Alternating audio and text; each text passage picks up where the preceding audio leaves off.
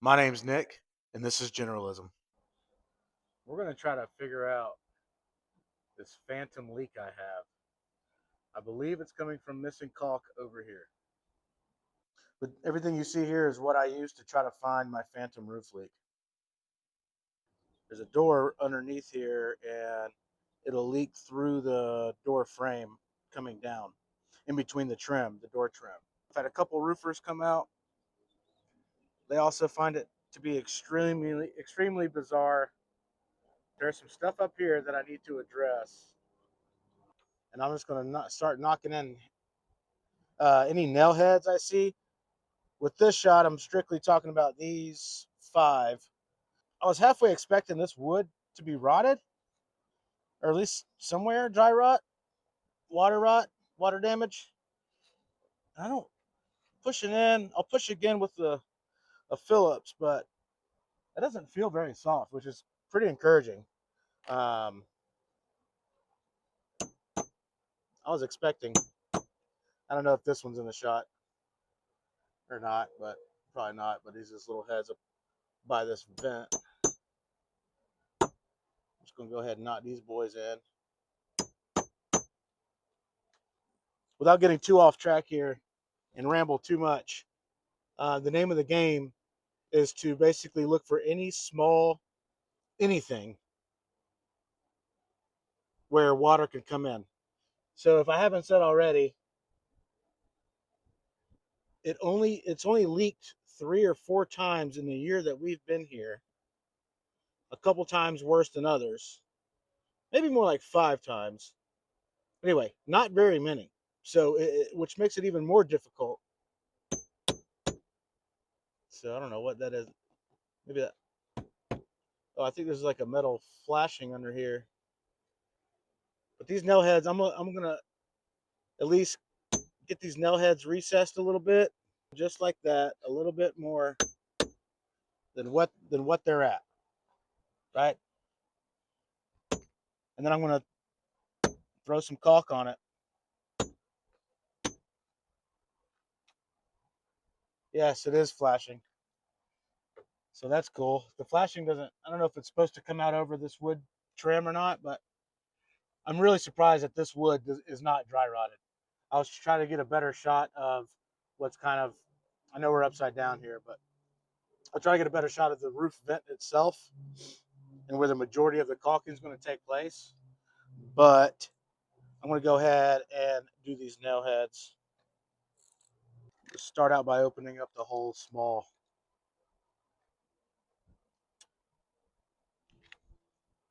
Oh yeah, got to open it up.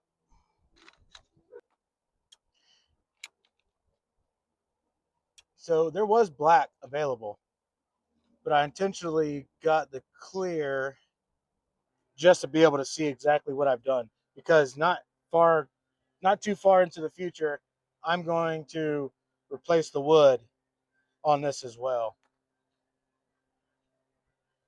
But for the time being, I'm hoping this is going to get us through until I'm able to redo this entire job, because it's a whole job. I'm not going to go so far as saying I even recommend this. What I do recommend is trying it yourself, saving some money, and learning something along the way. That's what I do recommend. Also, just to be extra clear, like it's basically an experiment, because no one knows exactly where the leak is coming from. Will that stay there?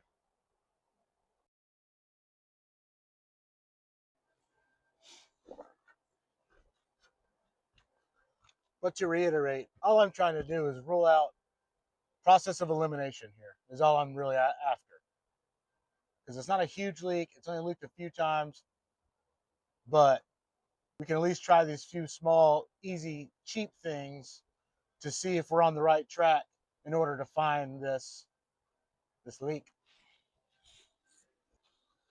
What if you won't be able to see the clear dots from the road? Not that I really care if you can see it from the road. but kind of. I don't want it looking like total shit. I'm just going to take a little bit off here. I'm just removing some of the excess. I don't think that, not that important. I just don't like the big glob. I actually brought rubber gloves with me, but I always forget that kind of stuff. I'm gonna see if I can turn you.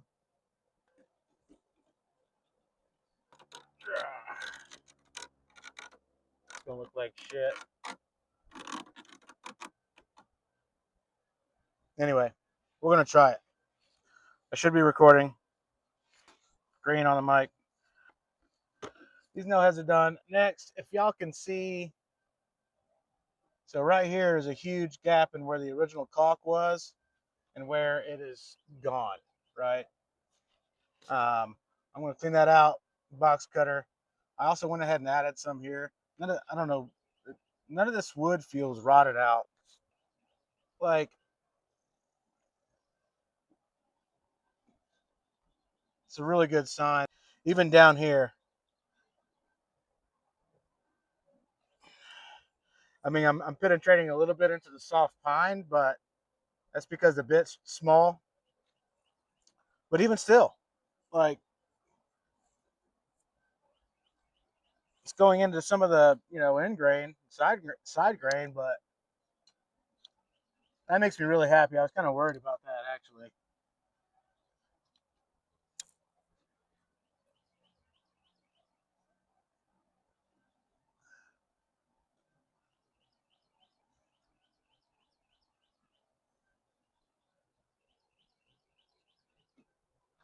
And to be honest, I wasn't totally surprised by what the roofing company said, contractors. I called two bigger companies and one smaller guy. They were all nice. Glob, glob, glob. They didn't really provide me with any information that I didn't already know, which is basically don't know where it's coming from, some sort of upsell, which I understand. I understand the upsell part. Only one guy out of the three companies mentioned a water test. And that was the guy I was actually going to go with. And he was the smaller guy. But he got back to me late, and I was going to do this anyway myself. This gap's so big, I'm going to get some great stuff.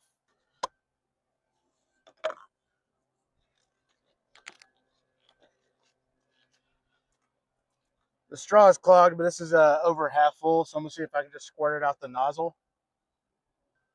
So I just don't waste all of this, you know what I mean?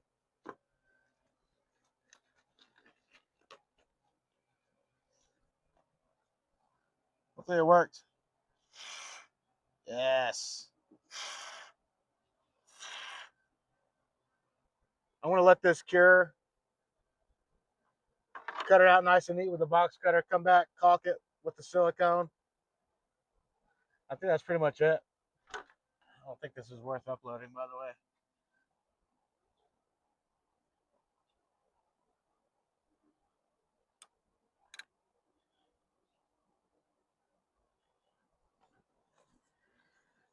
I now regret getting clear. Should have just went ahead and got the black.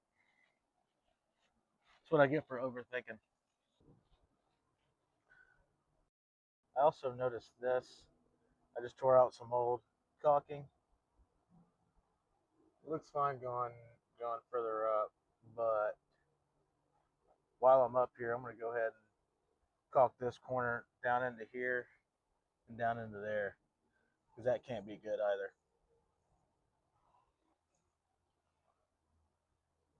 Here's the after. I went ahead and got all of this too. Before everybody gets in the comments, I understand this is not a fix. This is a temporary band-aid. Because all this is going to get redone at some point in the near future anyway. This is just to get us through until we replace all this wood and trim and reseal and waterproof everything up here.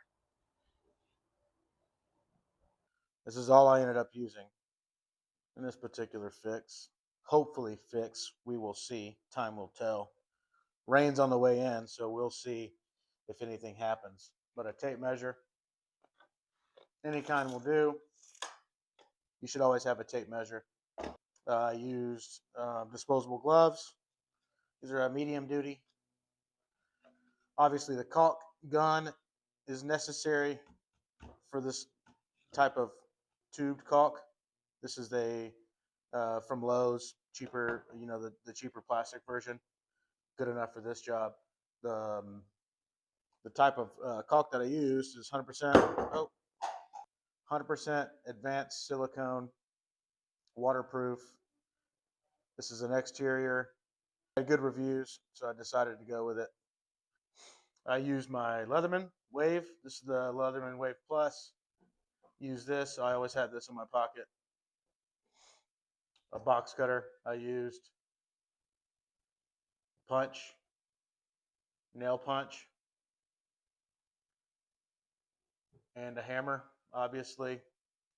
And everything was held. So I got this as a gift. This is the Holstery Joey pouch. I'm not big on tool belts. In my regular work, I use Tough Built. I like the clipping on and off system with Tough Built. I like the material. I like how it's constructed so far. Haven't used it very much, but I've been needing a dump pouch, basically. And with these, you can cinch up as well to lock everything in place. But I'll naturally find more uses for this. But today I used this to hold everything, minus the hammer. I held that in my hand. But this is their clip style. Just clips on your existing belt. Pretty heavy duty. Star bits on and off. It looks like some of their products are kind of customizable, interchangeable. Haven't played around with that yet, but this worked out. It's worked out pretty well. Like it. I like the dump. I also like the slotted pouches, the slotted, hip packs, hip belts. But I also love a dump pouch as well. And so far so good with this. Real quick, I just wanted to say thank you for watching this video at all, even if it was just a very small amount. And also to leave a comment about what you guys think about this brand new channel and what y'all might be interested in. And thanks so much. I appreciate it. And I'll see y'all later.